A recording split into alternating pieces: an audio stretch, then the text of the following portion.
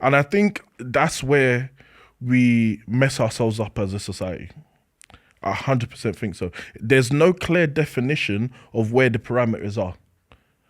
And I think I think I was in this room when someone mentioned it to me before, actually, and it was where there's no parameters in place, abuse is inevitable. Yeah? When you don't set your boundaries, when you don't say, this I'm not having anymore, someone's going to push that and push that and push that to push you. At what point do you say enough is enough when it's too late?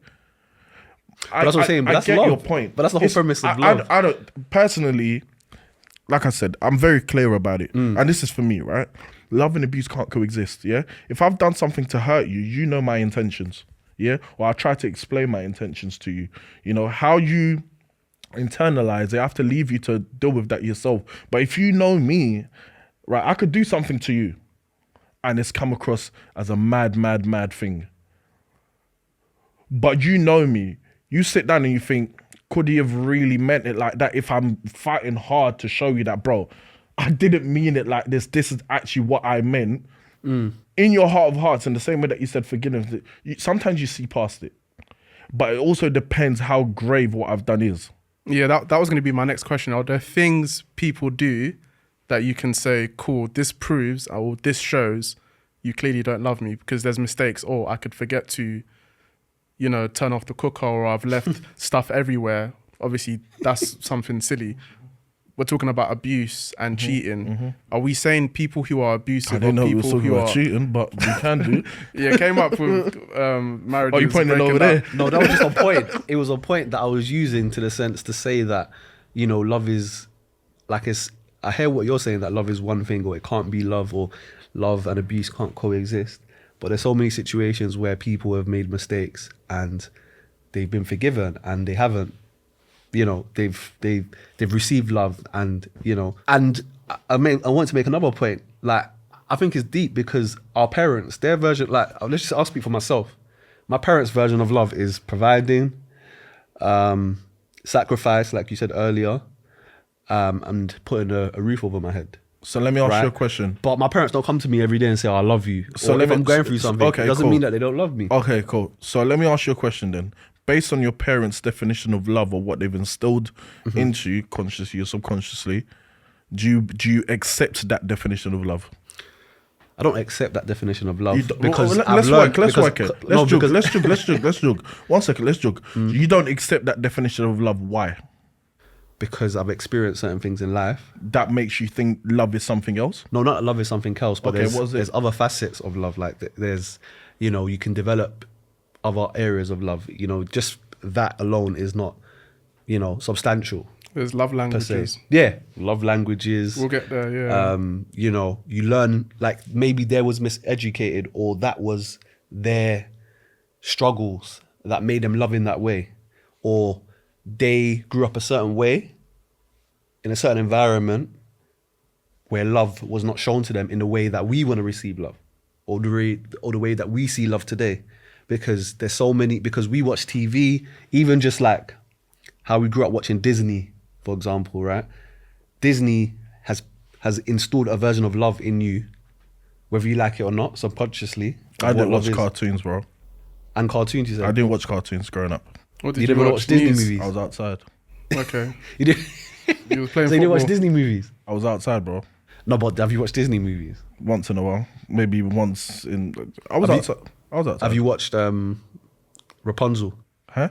Rapunzel, the movie? No, that's the bad The lady with the long hair, innit? Yeah, that's the lady with the hair. Yeah, but I know that. Doesn't mean I've watched it. Yeah. I've never watched the movie. Is it a movie or is it a series? Yeah, it's a movie. So wasn't it the lady locked in a tower? Yeah. Or have I mixed up my Yeah, movie? I probably Rapunzel. know more about Rapunzel from like rap lyrics. Do you know what I'm saying? So I was I was outside. But anyway, go back to your point, sir. So yeah, my point is, like, our version of love it might be different from our parents' version of love because of what they've seen and what they experienced and what their parents showed them. To them, when I speak to my parents about it, they feel like like they're doing their best. Like, even when I tell them, you know, you can say I love you, son. Like, to them, they can't fathom When Yeah. you say version, it's throwing me off. It's throwing me off. I feel like I because know are where we Dax is getting to. I know where he's getting to, but I want to challenge people. I want to challenge people to help me understand, because it further ascertains your points to you, or Okay, we find a okay, whole. let me- Let me let me- just line go this on. one.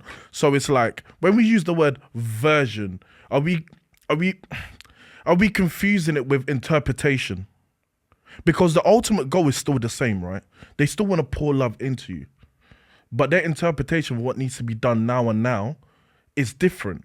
So survival, for example, when survival mode's in there, they feel like they got to interpret it in a different way. They grew up in a totally different environment. I accept that 1,000,000,000%. I'm having conversations with people 100%. and I'm saying to them, go easy on your parents. They grew up in a different time. What's worked is what they believe has worked is what they believe they need to do to you.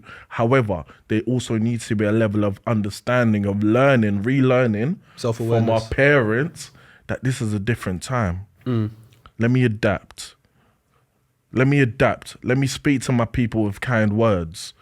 I said on the previous episode, the first 12 years of your life, your interpretation of yourself, of who you believe you are, is molded by what people tell you are in the first 12 years of your life. You understand what I'm trying to say? Mainly by parents, bro. How many times did I hear kind words? So now we've grown up, and we're wondering why don't she understand that I love her if I'm buying her this? What is that? No, but that's what you said about love languages, Yeah. which is a whole different thing. But even just going back to your point about parents, and I just remember growing up and unfortunately being naughty and then getting licks from my dad or my grandma, and then after it's like, Adebayo, I've only done it because I love you or I care about you, and I'm thinking, how can you love me and care about me and you're doing this to me? But obviously,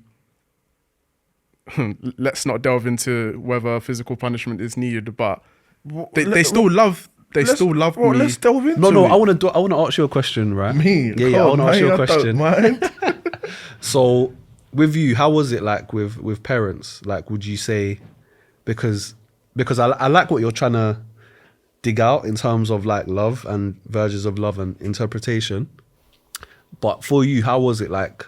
Would you say that your parents' version of love was sufficient for you? Would I say my parents' version of love was sufficient to me?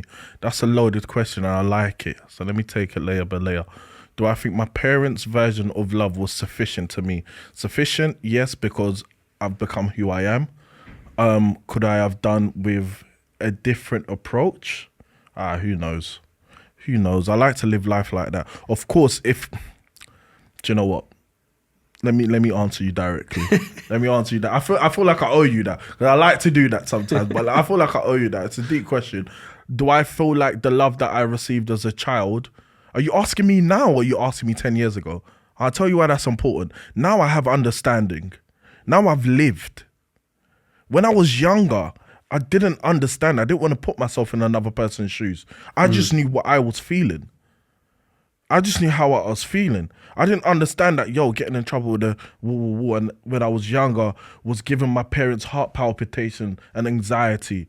I didn't know that me going out saying I'm coming back at this time and then coming back home 2, 3, 4 hours after, my mum couldn't sleep well. I didn't think of that. But if you ask me this now, bro, did I make it hard for them? Of course I did. Of course I did. They trying to put food on the table for me. They trying to show me what life's about. I was jugging, making it work. I didn't understand that back then. It's not to say like they were perfect. No, of course not. There's faults in what they've done. But I go back to something where I'm looking at the intentions behind actions. They couldn't have hated me to put up with me. They couldn't have. Do you get what I'm saying? They showed me something. They showed me what they believed was right, because when they were growing up, that's probably what worked, And then I'm thankful to God for allowing me the ability to grow, unlearn certain attributes and characteristics about myself, because for sure I can see the effects of how my parents communicated love to me with my early years of relationship with friends and women. I didn't like it. I was a calm guy, don't get me wrong, but I get annoyed about certain things and I'm wondering why it's so internalized. I'm wondering why I'm flipping at certain things. Or you're triggered. Why I'm triggered by certain things. Why? I understand why. I need to consciously see what I'm saying about choosing certain things. For you to love, you need to choose.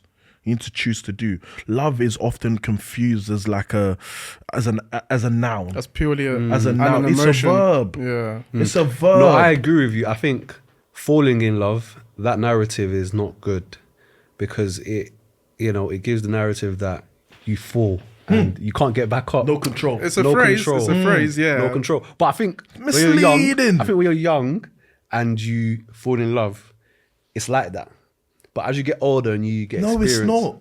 Even like, For me- let's put No, I'll be adult real. heads on. I'll be real. Let's put adult heads on. No, but I'll be real. When I saw a girl back in the day, obviously it might have been lost. Okay, you're talking back in the day. Fine. No, back in the day. Back in the day. I could see a girl and I'm in love.